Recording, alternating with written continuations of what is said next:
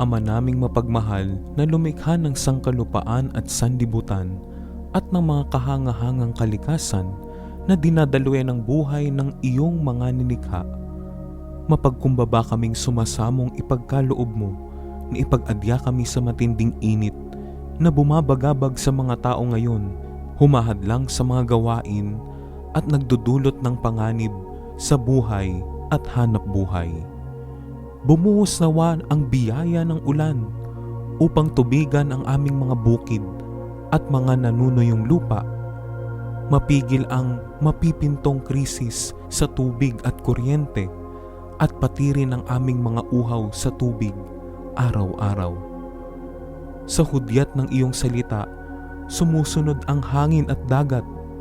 Iunat mo ang iyong mapagpalang kamay upang huminto na ang patuloy na pag-init ng panahon ng iyong bayan ay maging abala sa mabubungang gawain at mga kabataan ay magpatuloy sa kanilang pag-aaral ng may kapanatagan at kaginhawaan.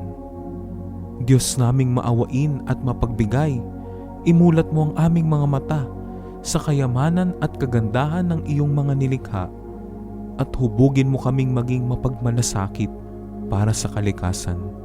Turuan mo kaming maging mapagkakatiwalaang tagapangalaga ng iyong nilikha upang mapakinabangan namin ito ng may pananagutan at mapangalagaan ito laban sa pang-aabuso at paglulustay. Ngayong panahon ng krisis, mahal naming Panginoon, himukin mo kaming lalo pang magbahagi, maglingkod at magmahal. Mapagmahal na Diyos, Ama ng aming Panginoong Hesukristo, ipinagkatiwala mo ang iyong bayang Pilipino sa makainang pagkalinga ng mahal na Birheng Maria. Dinggin mo ang mga panalangin ipinamimintuho namin sa Kanya para sa pagtataguyod niya sa amin, ang bayang labis niyang minamahal.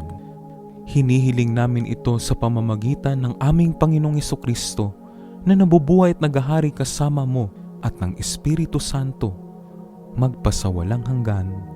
Amen. Mahal na Birhen ng Guadalupe, ipanalangin mo kami. Santa Rosa ng Lima, ipanalangin mo kami. San Lorenzo Ruiz, ipanalangin mo kami. San Pedro Calungsod, ipanalangin mo kami.